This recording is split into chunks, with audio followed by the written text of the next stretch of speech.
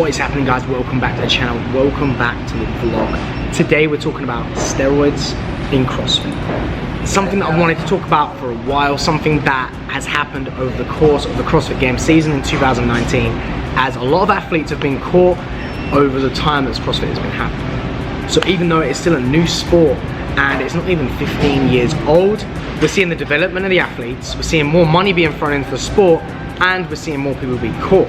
Coming up, we're going to talk about how the sport has developed, how more money's in the sport, and the correlation of people being caught. How steroids for performance is different to steroids for looks, i.e. anabolic PEDs. What are the effects, how people look, how they perform, how they recover. The people being caught in the sport, what they look like, how they perform, and what actually happens and how that correlates. Who I think is on steroids and why.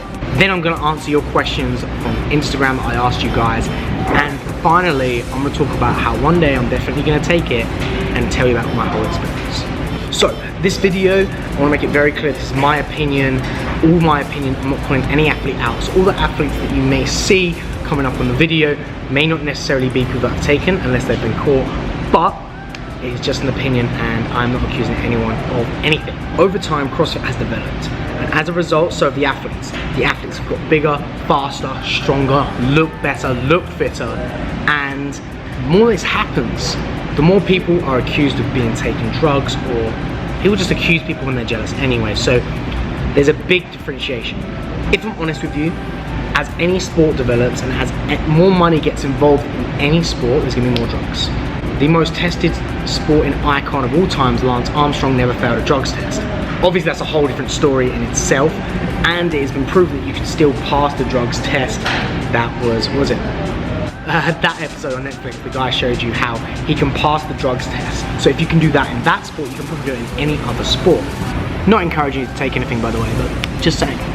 Over the past few years, we've seen athletes such as Ricky Garrard, who has finished on the podium, and even athletes from CrossFit Mayhem being caught, who have finished on the podium in the sport of CrossFit. And as a result, like, it makes you question everything in the sport. Are all the top athletes taking it? Can you get that good? What happens if you dedicate that much time? Can you still get that good? Is it natural or not? So many different questions. In my opinion, I honestly think that there are more cheats than what people think. So if you think everyone's cheating, I think that's bullshit. If you think that no one's cheating, that is bullshit. I think it is a big middle ground. I don't think everyone is taking, I don't think everyone is not taking. I think it is definitely in between, in the middle. Some of the athletes on a top level, you could look at some of the best. Matt Fraser, Rich Froning, Ben Smith, Bjorkman Carl Goodmanson, Annie Forwardsdottir, Katrin Davidsdottir. These are people that, icons in the sport, were at the top of the game, went up and down, and sometimes they have a good season, sometimes they don't.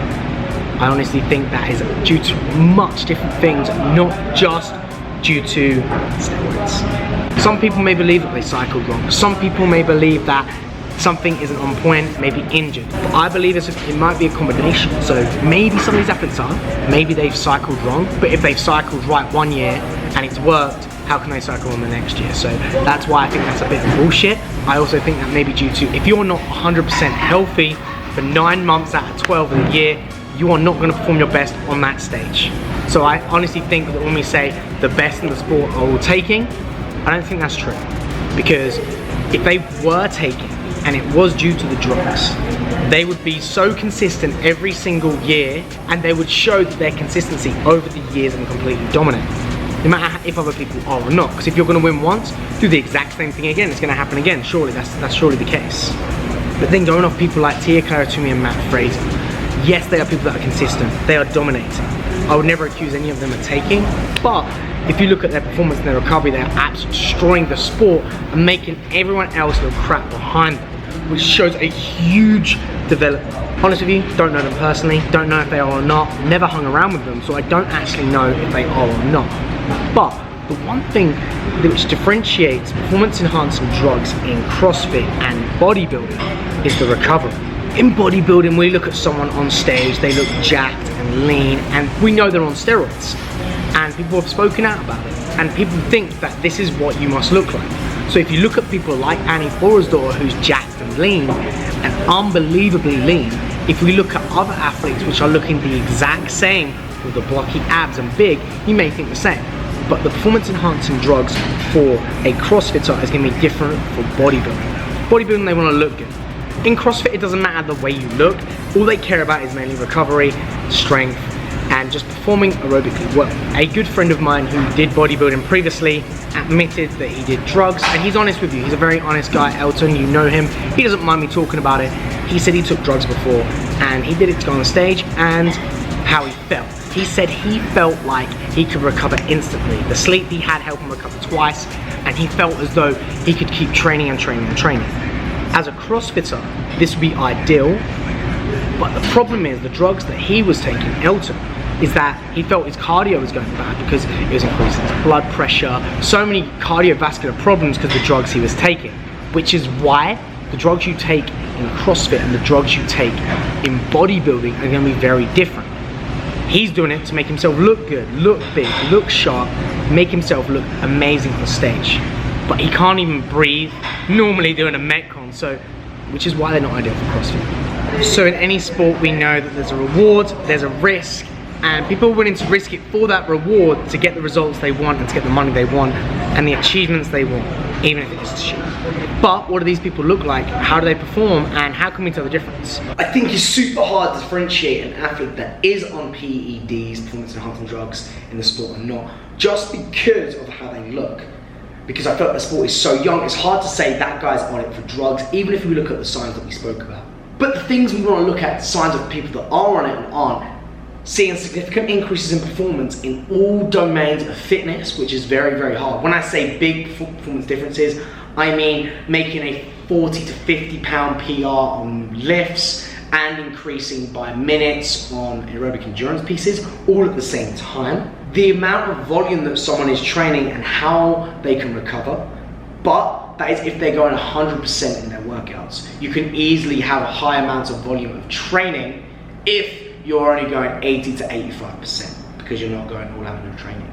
I asked you guys on my Instagram to give me questions for me to answer. So a couple of guys are asking me if I'm on steroids now. No, I am not. I'm not taking any drugs, and I would not do so when I'm trying to compete at the best level. I want to make it clear that I want to be the best I can possibly be, just to prove to people that you can get to a decent level if you commit the time and the effort into it. But I can understand why you ask, because I said eventually I will take it just to see how it looks at one point. Then, which do you recommend, drug-wise, from a good friend of mine? Which drug do I recommend? I want to see what cocaine is like, guys. But seriously, imagine taking cocaine before a workout. Do you think it would work? Put down below if you think cocaine would work as a good pre-workout. But seriously, I don't know. I wouldn't recommend any if you're trying to be as natural as possible. But I don't know enough about performance enhancing drugs to know which is the best for CrossFit. What do you think about steroids and its effect in CrossFit? My opinion is that there's going to be drugs in any sport. I'm not saying steroids are ruining or performance enhancing drugs are ruining CrossFit, because it's in every sport, and you've got to accept that. You've got to accept that when you compete, you're probably competing against people that are clean and aren't. And I feel as though it's just like having an unfair judge. It's one of those things that you've got to accept. You can take it if you want to. I would never recommend it, unless, especially if you're not going with a doctor. So I would honestly say, accept it, deal with it, and if you're working the best that you can, you know that you're going to be the best that you can possibly be. So that's my opinion. Saying, should I do steroids if I want to compete? And basically saying, if so, how long should I be clean for if I want to compete?